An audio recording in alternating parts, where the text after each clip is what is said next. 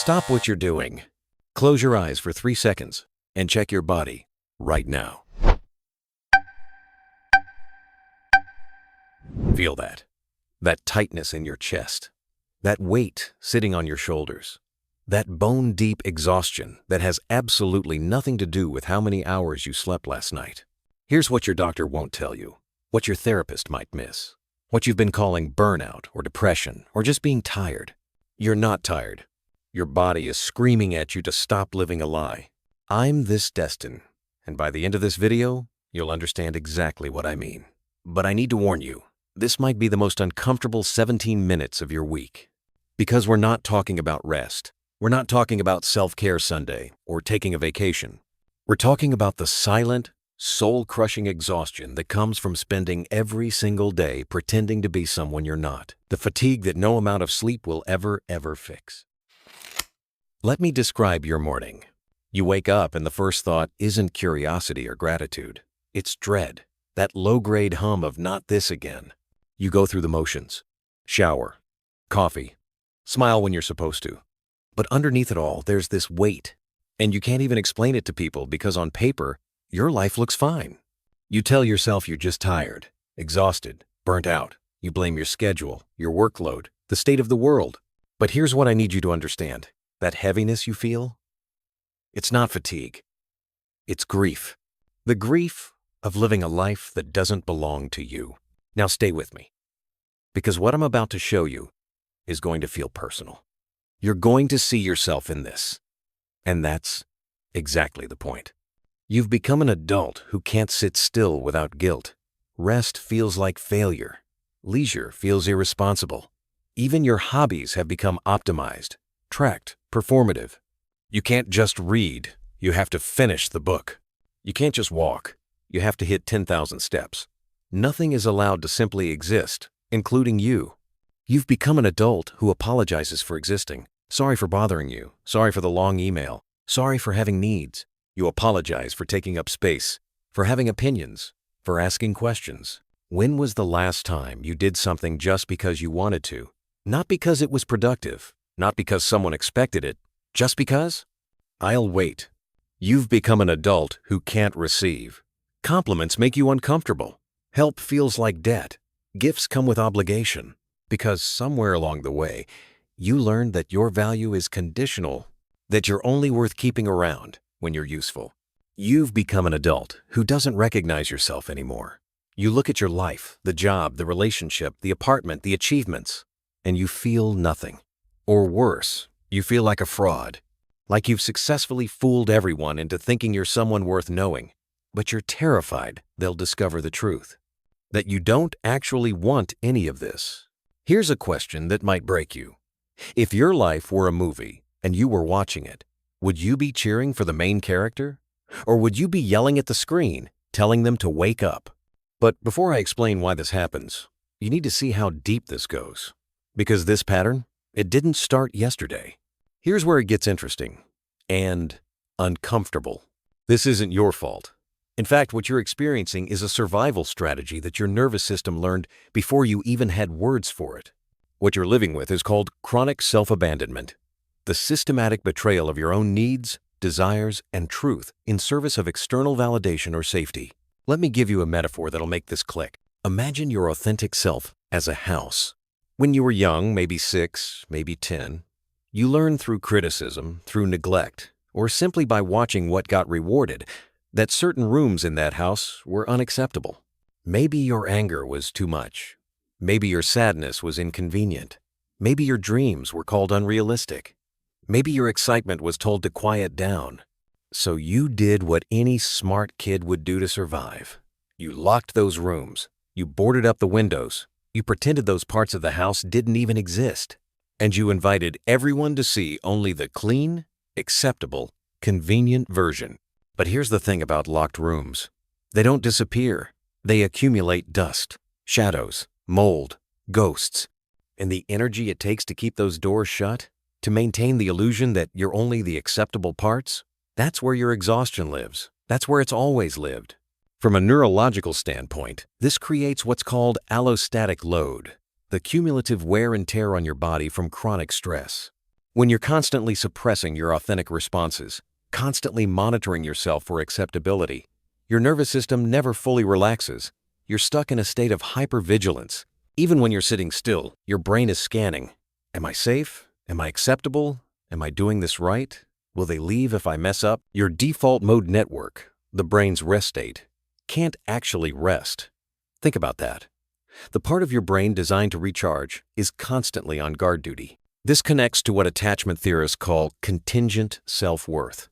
The belief that your value is conditional, that love is something you earn, not something you inherently deserve. If your early relationships taught you that love was conditional, that you were only acceptable when you were convenient, successful, quiet, or small, you internalized a fundamental terror. If I stop performing, I'll be abandoned. So you kept performing. You kept achieving. You kept saying yes when you meant no. You kept pretending you were fine when you were drowning. And with every act of self-betrayal, you reinforce the neural pathways that whisper, your real self is not safe to be seen. But the cost of this strategy, that's the part nobody warns you about. And it's absolutely devastating. This is the part that breaks my heart every time. The cost of chronic self-abandonment isn't just feeling tired. It's not even just the relationships that never go deep or the career that feels hollow. It's a profound existential grief. The grief of never having fully lived as yourself. Carl Jung said something that'll stick with you. The most terrifying thing is to accept oneself completely. And here's why. Because to accept yourself completely means confronting all the ways you've abandoned yourself. It means looking at the life you've built, the relationships you've maintained, the career you've pursued, and asking a question you've been avoiding. Is any of this actually mine? Or did I build it all to earn love? This is invisible grief. The mourning of a self you never got to become. The mourning of 20 years spent building someone else's dream. The mourning of relationships where you were never fully known because you never fully showed up. The mourning of quiet moments you couldn't enjoy because you were too busy calculating your next move. And underneath all that grief is the core terror. The fear that if you stop performing, there'll be nothing left. That your authentic self, the one beneath all the masks and roles, is somehow defective, unlovable, too much, or not enough. So you keep the mask on, you keep the show running, because at least when you're performing, you have some control over whether people stay. But here's the cruel irony that nobody talks about. The very strategy you're using to avoid abandonment is guaranteeing it. Because when you hide your authentic self, no one can actually love you. They love the performance. They love the version of you that never asks for too much, never gets messy, never needs anything real. And somewhere deep inside, you know this. You know the love you're receiving isn't really for you. It's for the character you're playing. And that knowledge, that quiet, constant awareness, that's its own special kind of loneliness. The philosopher Kierkegaard called this the sickness unto death. Not physical death, but the death of the self. The spiritual death that happens when you spend your entire life running from who you actually are. You become a ghost in your own life, watching yourself go through motions that mean nothing, trapped in a story you don't even believe in. Listen to me. This is why rest doesn't help. This is why vacations don't fix it. This is why you can sleep for 10 hours and still wake up exhausted. Because the exhaustion isn't physical. It's existential. You're not tired from living. You're tired from not living. You're tired of lying. You're tired of pretending. You're tired of the constant, never-ending monitoring of your own acceptability. Living like this, it's like running a marathon in someone else's shoes. No matter how strong you are, eventually you're going to hurt in places you can't explain. But here's what might surprise you. You can actually heal from this. The path exists. It's just not the one anyone prepared you for. So here's the question everyone wants answered. How do you heal this? How do you reclaim a self you barely even remember? First, let me be honest with you. This path is not quick. It's not a 5-step morning routine or a 30-day challenge. This is deep, uncomfortable, necessary work. But it is possible, and it starts smaller than you think. It starts with what psychologists call reparenting yourself. Learning to give yourself the unconditional acceptance you never received. Building a new relationship with your own needs. This means practicing, in small, almost invisible ways, choosing authenticity over acceptance. It means saying no when you want to say no, even when people are disappointed, even when it feels selfish, even when your nervous system is screaming that you're about to be abandoned. It means letting people see you struggle, letting them see you confused, uncertain, imperfect. It means allowing yourself to want things, even when those things aren't impressive or productive. You start with shadow work, the deliberate excavation of those locked rooms we talked about. You sit with the parts of yourself you've exiled, your anger, your neediness, your messiness, your softness, your wild ambition. You meet them not as problems that need fixing, but as lost children finally being invited home. Jung said it perfectly. Until you make the unconscious conscious, it will direct your life and you will call it fate. Your exhaustion is not fate. It's the accumulated weight of every part of yourself you've been refusing to integrate. Then you practice what I call radical honesty, in small doses. You start telling the truth about how you feel, what you need, what you actually think. Not aggressively, not as a weapon, but as an experiment. What happens if I say, I'm not okay? What happens if I admit I don't want to go? What happens if I stop performing for just 5 minutes? Most of the time, you'll discover the catastrophe you've been bracing for your entire life doesn't actually come.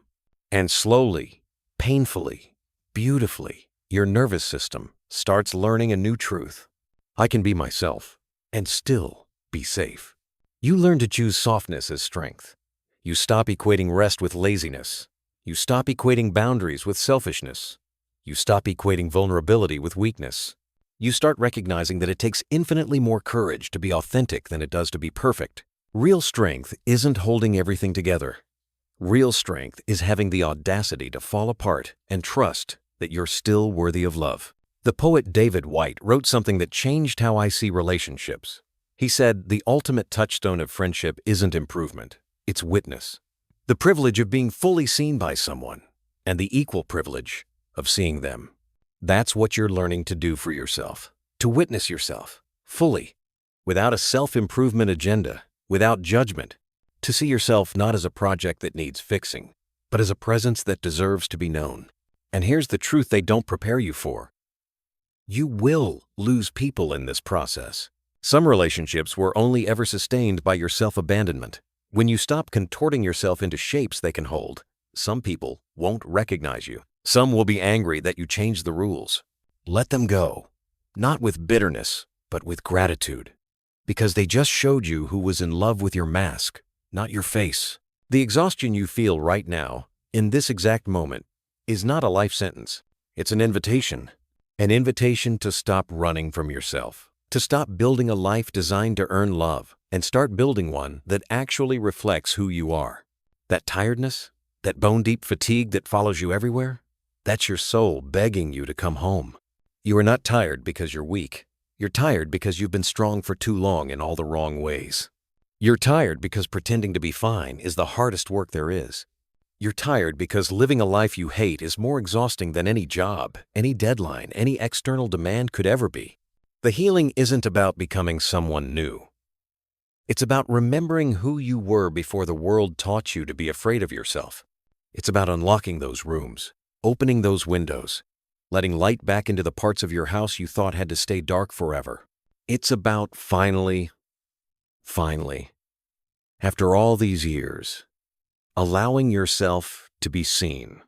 Not as a performance, not as a project, but as a person. This is not easy work, but it's the only work that actually matters. Because at the end of your life, when everything else falls away, only one question will remain. Did I let myself be known? Did I have the courage to live as myself? The answer starts now, right now, with one honest moment, one boundary, one choice to stop betraying yourself for someone else's comfort. Remember that body scan we did at the start? Close your eyes again. Check in with yourself. That tightness, that weight, now you know what it is. It's not exhaustion. It's your authentic self, knocking, asking to be let back in. And you finally know what to do. You're not tired. You're just finally waking up. If this hits you in the chest, do me a favor. Share it with one person who needs to hear it. Just one. And subscribe to this Destin if you want more of these essays on the psychology of becoming whole. Because here's what I believe. The goal was never to be perfect. The goal was never to have it all together. The goal was to be real. And you just took the first step.